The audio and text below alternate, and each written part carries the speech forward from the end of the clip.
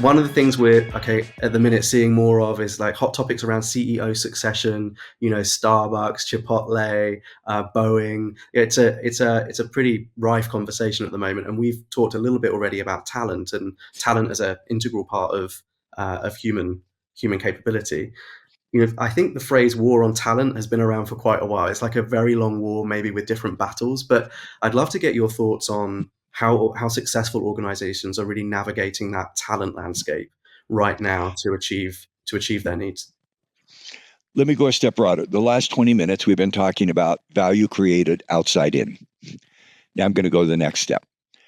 If I'm focused, and I hope everybody's going, yeah, I've got to think about who are all the humans that we interact with, customers, investors.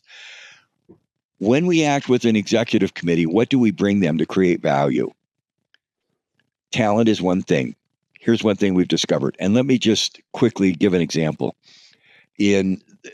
Around the world, there are HR associations in almost every country. The World Federation of Personnel Management has meetings, and they haven't had one in person for years because of COVID.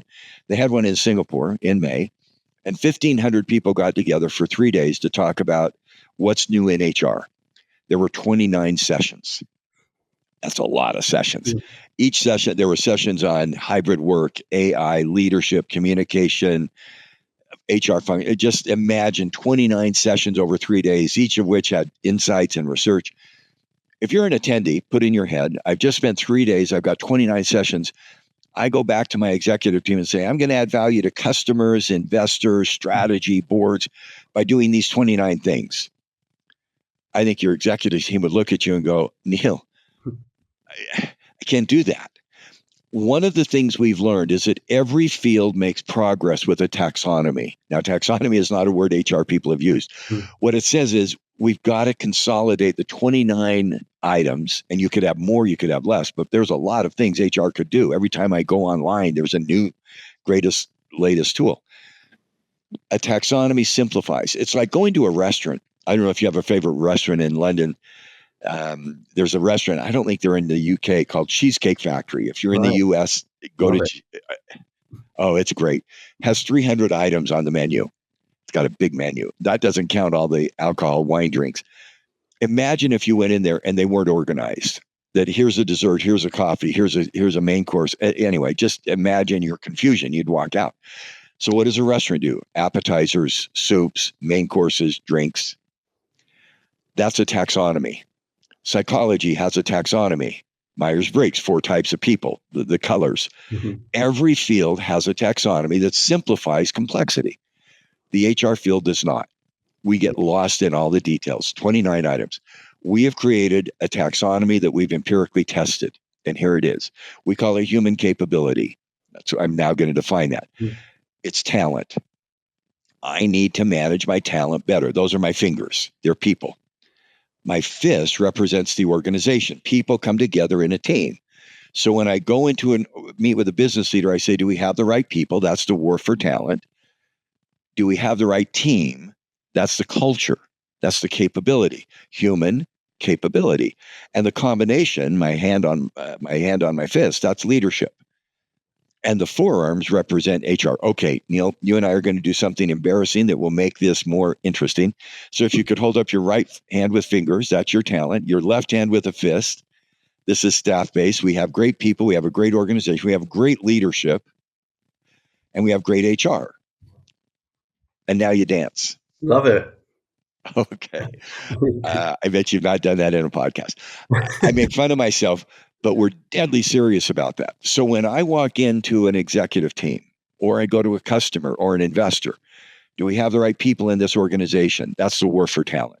Are they competent? Are they committed? Are they engaged? Do we have the skill set for the employee to go forward? Are we getting the people who can serve the customer in the way that matters to them? Do we have the right culture? Do we have the right systems? Do we have the right organization? Do we have agility? Do we have innovation? Do we have efficiency? Do we use AI well? And then succession is leadership. Do we have the right leaders, not only the CEO, but do we have leadership all the way through? And then the forearms represent the HR practices. I find that little topology, and we've tested it. Organizations that have talent, organization, leadership, and HR They tend to create more customer value, investor value, strategic execution. That's the world that I'm excited for HR. Now, you asked the question. If I take the talent piece, Mm-hmm. not the organization, but talent, do we have great people as the workforce? No question. People matter.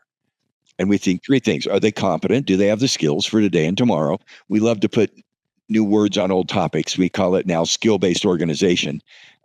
In my day and at PepsiCo and before, they called it competencies. Mm-hmm. And Yum and KFC, do we have the competencies?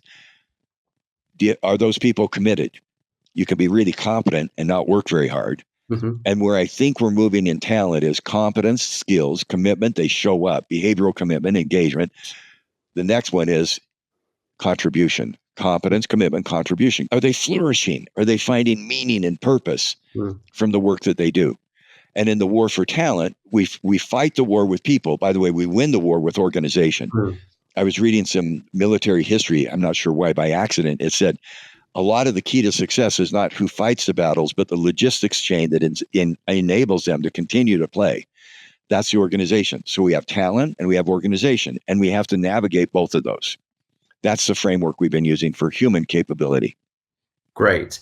And to link back to a previous conversation about the intangible value, is it human capability that makes up a lot of the 25 intangible? 25 to 30%, 25 to Okay. 30%. So it's And talent, organization, leadership, 25 to 30%. okay. So talent, organization, and leadership. It's not 80%. I mean, frankly, if we have great people, but they don't eventually make money, the investors aren't going to give us value. So 35 to 40% is economic performance, consistency, predictability. Do we make money? And sometimes HR people are not willing to look at that. Yes, we have to be successful. Staff base makes money. I mean, that's good. 30 to 35%, do we have the right strategy, the right investments, and 25 to 30%, which is still sizable. That company I said before, $10 billion valuation, $2 billion discount. Well, 500 million, 525%, 500 million is because we're not managing our talent, organization, and leadership as well as we should. Yeah. And telling that story in a way that the external stakeholder understands and values. Absolutely. And the internal action. Let me tell one quick example of that I think is really fun. Working with a company in Southeast Asia, maybe where some of your beautiful art comes from. Big company, 15 billion market value.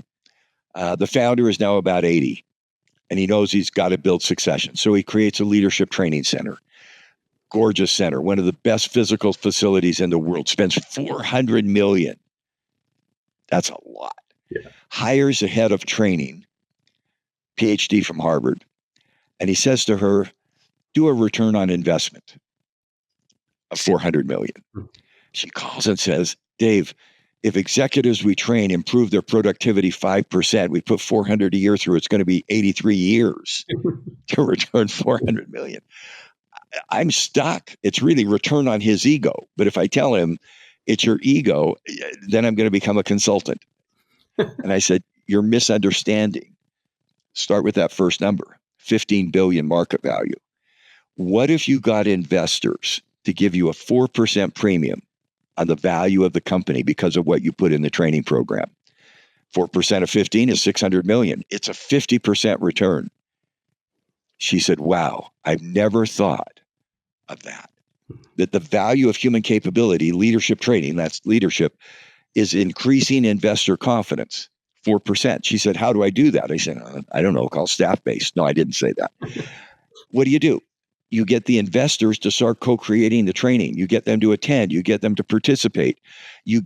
What do you as an investor know? Supply side, demand side, upside, sell side. We need to help you have 4% more confidence in our leaders who go through this training. Took them a year and a half.